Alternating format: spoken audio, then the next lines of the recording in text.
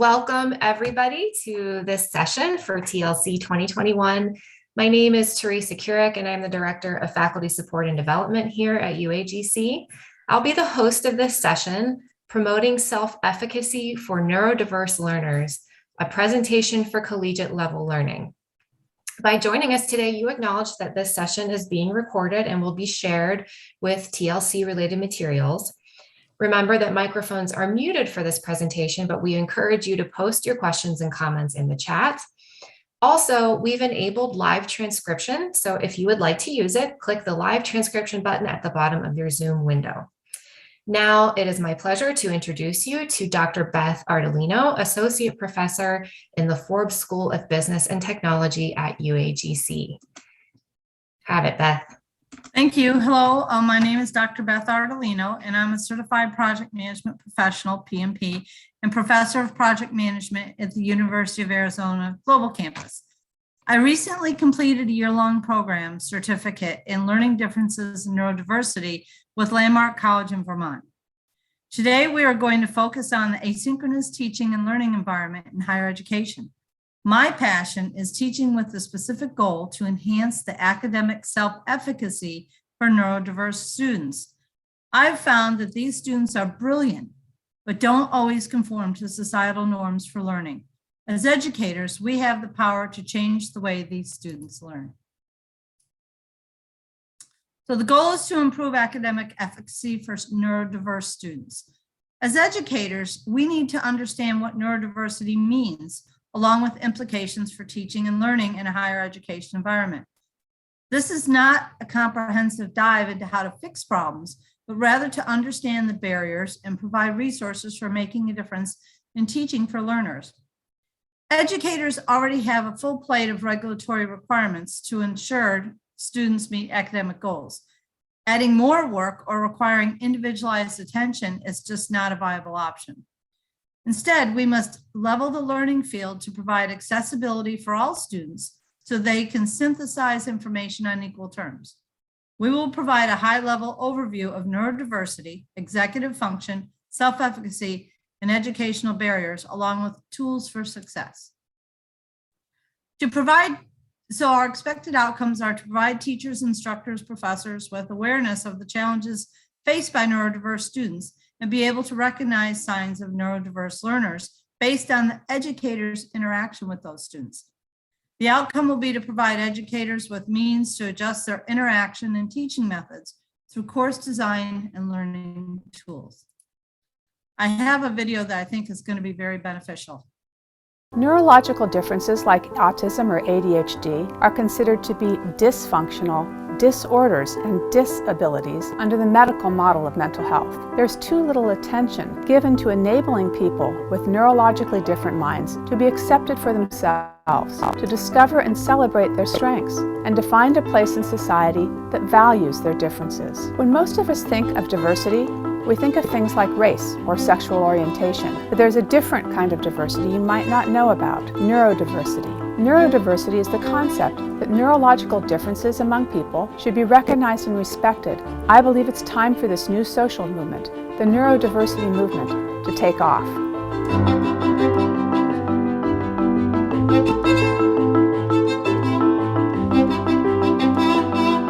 Neurodiversity is a part of our genetics and of our evolution as a species. The genes for autism and ADHD are not errors, but rather are the result of variations in the human genome that have and will continue to have advantages for society. One of the genes associated with ADHD, the DRD4 gene, is known as the novelty-seeking gene.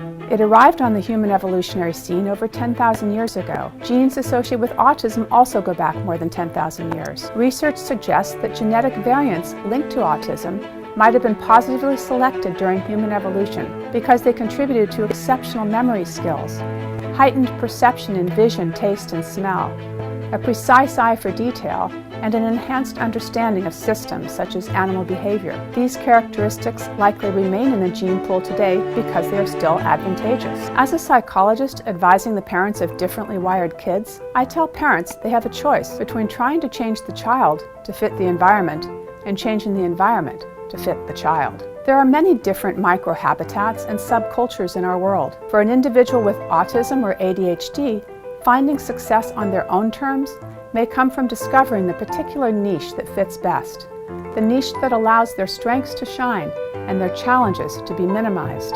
Individuals with ADHD tend to thrive in situations of rapid change, variety, and that reward creativity and out-of-the-box thinking. A career as a comedian, detective, entrepreneur, journalist, actor, EMT technician, or photographer could be. I'm not saying that having autism or ADHD is easy. And I don't mean to downplay the real suffering that can be caused by having a neurodevelopmental condition, disability, or difference. But it's also time the world sees the beauty and value in brain differences. Neurodiversity might be every bit as crucial for the human race as biodiversity is for life in general. My vision is for a neurodiversity tolerant and accepting society where differences are celebrated for the depth and dimension they bring to the human condition. I want children whose brains are wired differently to be encouraged to find their niche instead of changing to fit other people's ideas of normal. Diversity in every sense makes our world a better place, and people who think differently are a huge part of that. So that's an introduction to neurodiversity. We're going to have questions at the end. I'm going to go through a little bit more on neurodiversity and self-efficacy. Neurodiversity is the understanding that people are wired differently, as the video stated, and that being normal is a state of another person's perception. Can it be that the neurodiverse population is the normal one and the outliers are what society deems as normal? Challenges and/or complications from their condition may result in difficulty managing everyday tasks. Consider those students who procrastinate on writing assignments. We've all had that, especially when research or reading is required for that assignment, or when home conditions are not ideal. Neurodiversity extends to people of all races and ages and is most recognized in people who are considered to learn differently. Some people may often be challenged with a combination of neurotypes such as ADHD and dyslexia. And here's a list of a few of them: autism, dyslexia, dyspraxia, so forth. Some common signs of neurodiversity may appear to be people who are demotivated, lazy, or seem uncaring. Students who do not learn like average students or may be overwhelmed by based on the volume or intensity of work. People may be challenged with cognitive load, which relates to the allocation of working memory resources as knowledge and how they obtain and process the information. So there's intrinsic cognitive load when the learner is challenged based on the method and content of the information being presented. Extraneous cognitive load can impair their academic performance based on the nature of how the information is being presented and the amount or the volume of information being delivered at one point in time. Germane cognitive load refers to how the learner utilizes their working memory to digest the material. These relative functions have a direct impact on how neurodiverse people learn. Students challenged with impaired cognitive load can diminish their academic self-efficacy, resulting in poor academic performance. According to Tolston in 2000, there are many theories developed to explain student motivation in school. These students begin to exhibit anxiety and reduced engagement as they become overwhelmed based on their cognitive overload. They have an inability to organize their thoughts, thus failing to begin or complete work.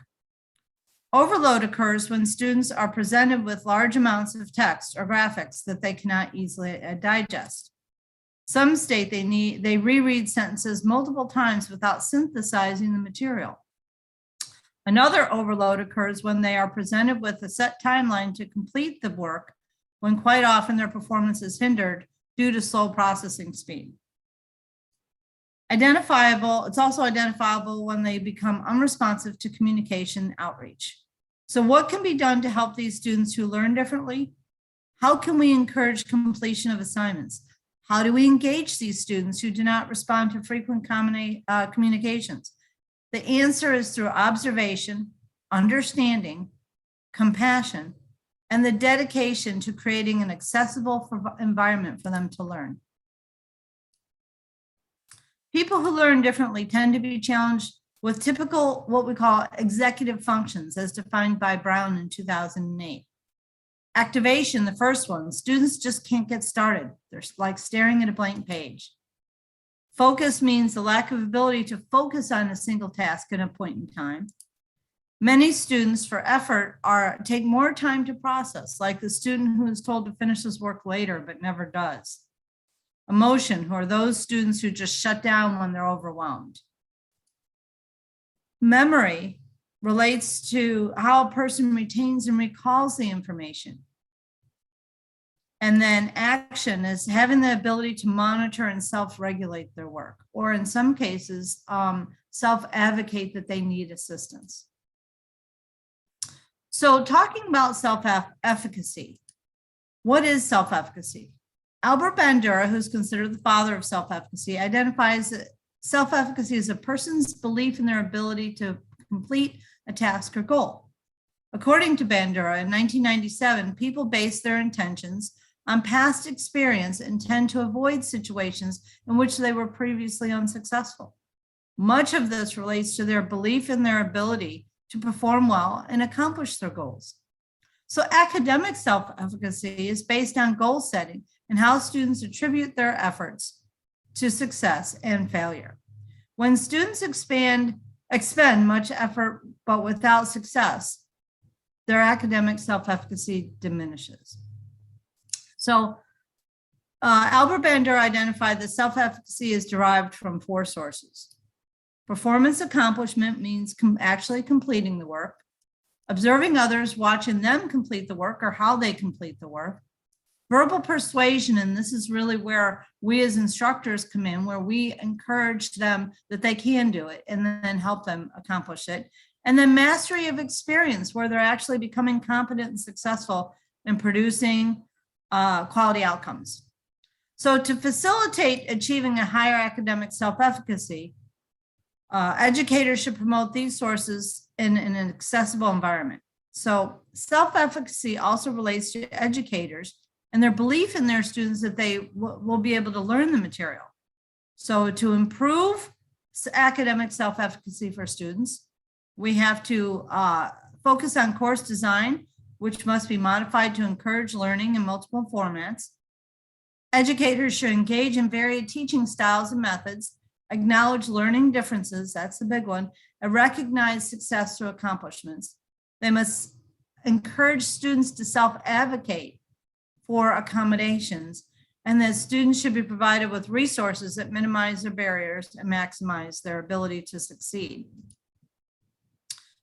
So some of the current course design educational barriers, current courses are currently designed based on content and presenting information to the average student. There is no average student, since all learners really have a unique way of understanding and comprehending information. Quite often, the courses are not universally structured and not designed based on the needs of impaired students. Students often suffer with keeping pace of the rest of the class. I always have that. And then neurodiverse student also feels they are running a race, like always trying to catch up. I've got 3 students in my current class doing that now. All of this impacts the students' belief in their ability to succeed academically. So educational barriers for the course or instructor. Additional challenges are faced when instructors expect students to have background knowledge, especially from prior courses. Not all instructors provide regular feedback, which can cause anxiety and over-concern for academic efficacy. Students are faced with language barriers, and in some cases, heavy accents from instructors causes students to misinterpret information, not so much on the online environment. Neurodiverse students often need continuous stimulation to keep them engaged. When material is difficult or too much to digest at once, dissonance between learning and materials become evident. Students basically shut down. So we talk about universal design. Universal design, or also called UD, originated over 40 years ago by a disabled architect, a guy named Ronald Mace, who used a wheelchair. He proposed that universal design should extend to designing products and environments to meet the needs of the most people with the minimal or no adaptation on their part.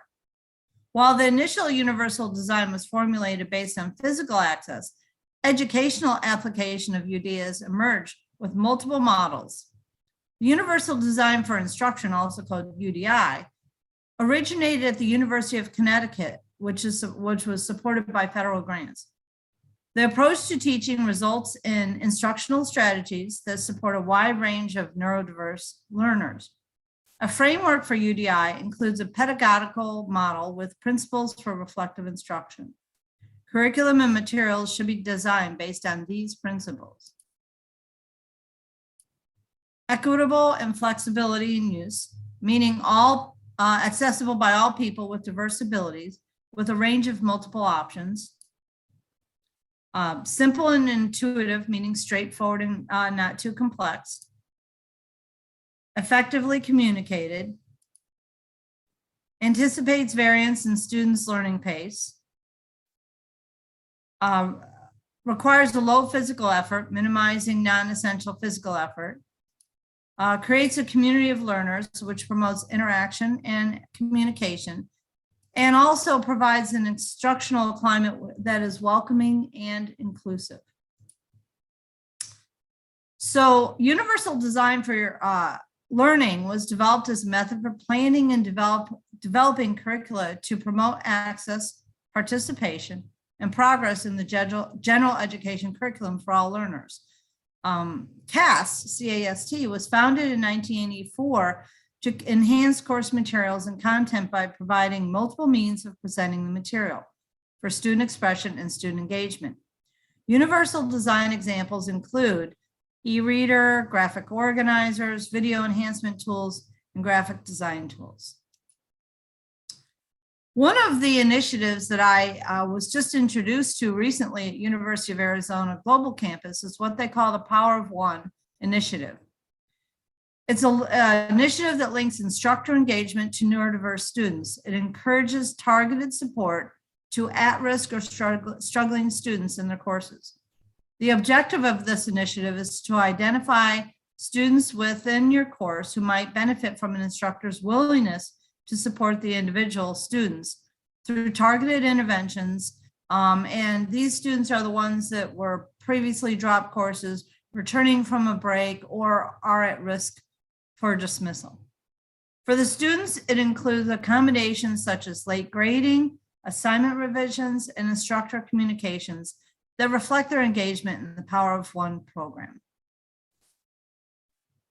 So universal design instruction, also called UDI, is an approach that advocates applied teaching methods, tools, and content to support accessibility. Some examples of good course design that promote this learning for neurodiverse students include creating individualized modules, also called microlearning, which are smaller chunks based on the topic content to address their executive function barriers that we talked about earlier.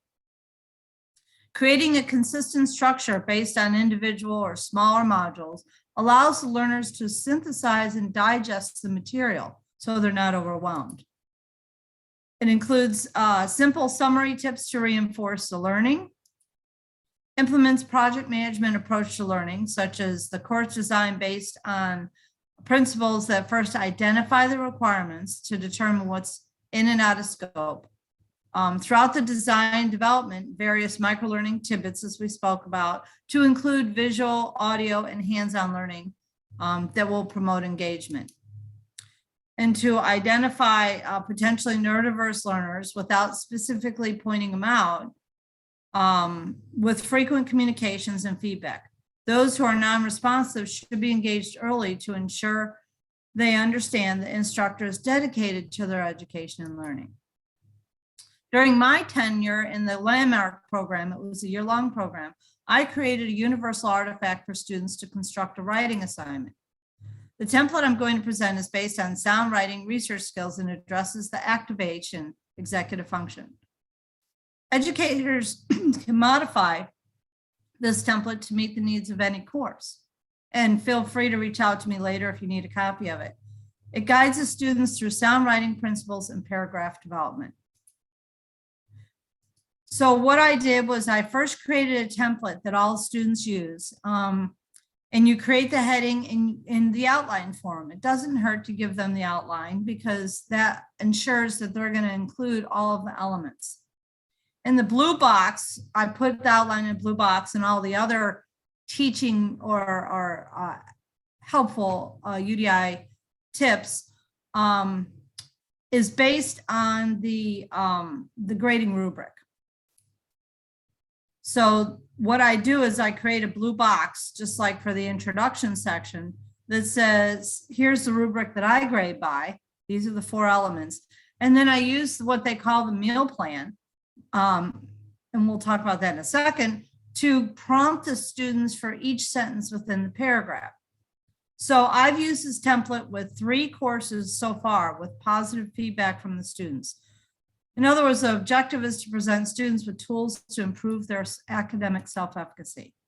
So many of you already know about the meal plan, sentence structure, paragraph structure, main idea. Then they provide evidence or details about what's known about the subject.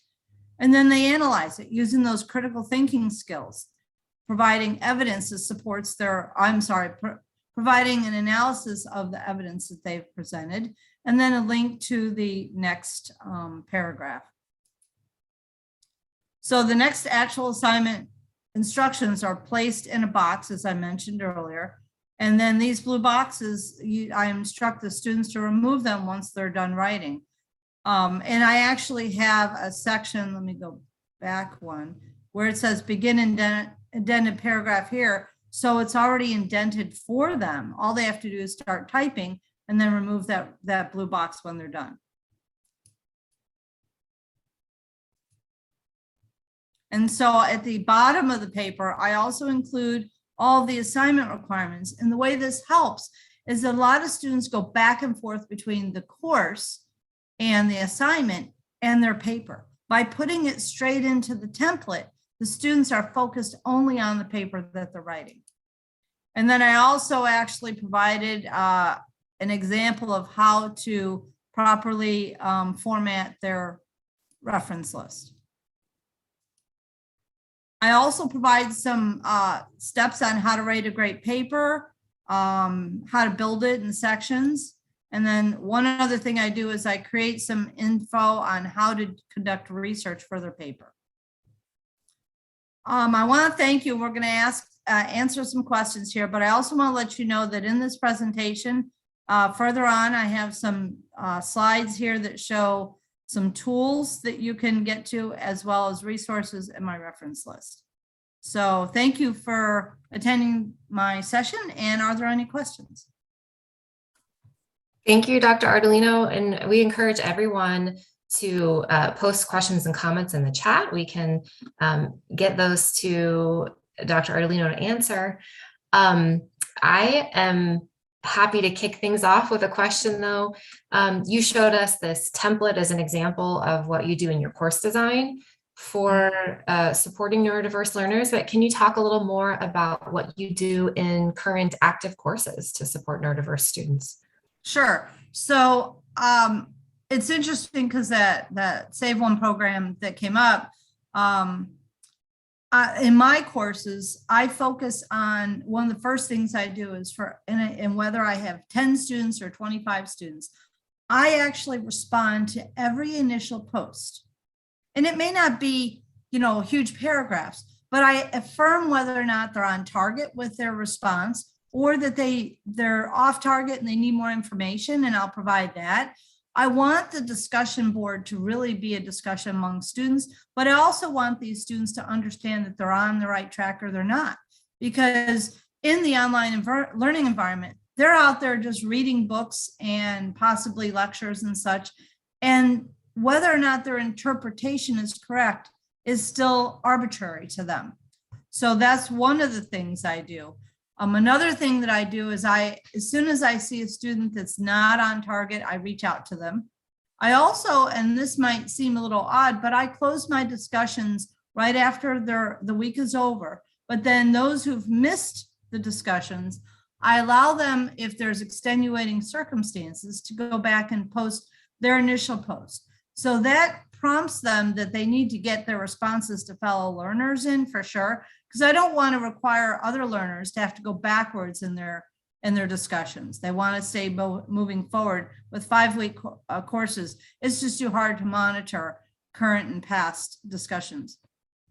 Some of the other things that I do include using signals. I also give them my phone number. And if I don't hear from them, I call them. And then I also allow, or I hold conferences and one-on-one meetings with the students if need be. And then the most important thing too is I actually really encourage them to self-advocate. And what's kind of sad is I've had some of them say, oh, even though I have an accommodations plan, my last professor said that they're not going to adhere to it, which was really odd. So that's something maybe within the university we need to address with our professors, because these students, I mean, my son is one. He struggled all through school, and almost every course he took, he did almost all of his work in the last 2 weeks of class. And it's just, you know, he would struggle. And then, you know, it's just, there's other people, and that progresses through to adulthood as well. And by the way, those executive functions that I listed, a lot of executive functions do not come to fruition until some people into their late 20s or even into their 30s. So we're targeting these students who might be struggling with those executive functions in our courses. Any other questions? Related to self-advocacy, there's a question from Susan in the chat. If you're aware, if we have a process, I assume, Susan, you mean at the institution for students to learn if they are neurodiverse to get a diagnosis. Are you aware any, or have you had any specific experiences with that, Dr. Ardolino? Well, you know, I think that I don't think you need to have a diagnosis. I mean, people with ADHD, autism and such are diagnosed through DSM-5. I mean, a lot of them are. But, you know, some people just struggle with one thing. And so they may not necessarily be diagnosed with ADHD or dyslexia, but I know I have a hard time turning things around. And it has nothing to do with ADHD or dyslexia, but I struggle with that. So if I'm presented a picture and then I'm told to switch it around, I can't do that. And I realize that. So for self-advocating, I would suggest going through the university and their academic advisor to look at accommodations plans and making sure, just communicating with the students, hey, if there's anyone out there that has some type of learning difference or the learning style, to communicate that with their professors.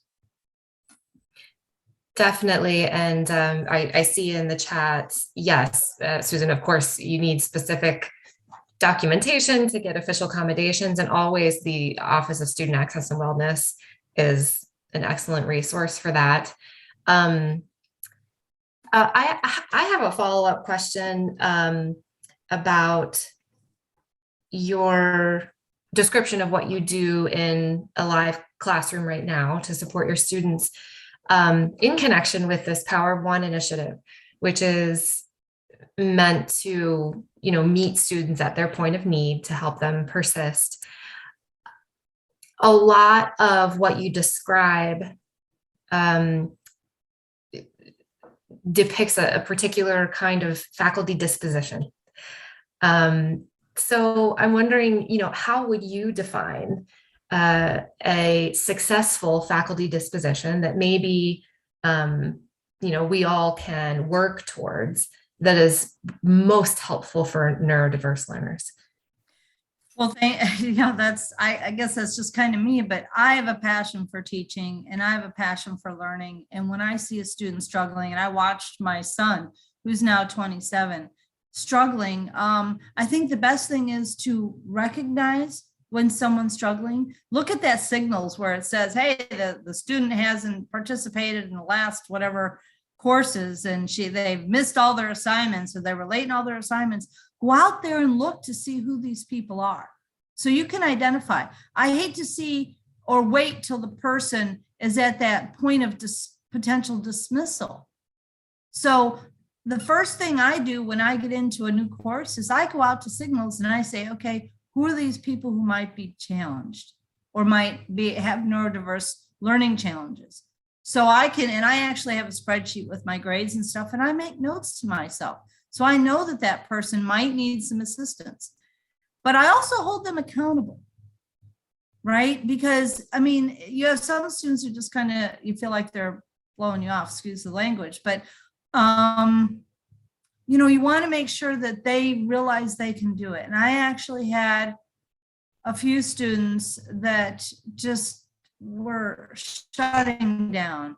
And I literally, in some cases, I did the assignment with them. I didn't write the assignment, but I took that paper, that template, and I worked down through the paper together so that they could focus on one section at a time and really digest it, because to them, that whole paper was still too overwhelming. But once I broke it down into those manageable chunks called scaffolding, that really made the difference. And from a personality perspective, it can be frustrating when these students fall behind or they don't respond.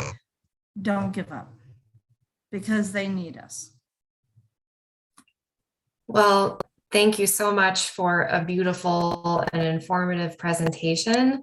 And thank you to the audience for engaging with your questions. Note also that there are several questions related to this presentation in the community discussion forums on the Whova app. And we were just talking about it before the presentation started. So that's a great place to continue this discussion asynchronously, and that will be available to you all long after the conference is over as well. So we hope you'll take advantage of it. Also, we invite you to the closing keynote for day 1 of TLC, which will be at 2 p.m. Pacific, featuring Dr. Karen Sibley, Emeritus Dean of the School of Professional Studies at Brown University, who will talk about the practical aspects of supporting our non-traditional learners. And on that note, thank you again, Dr. Ardolino, and I hope you all enjoy the rest of TLC. Okay, thank you, everybody. Take care.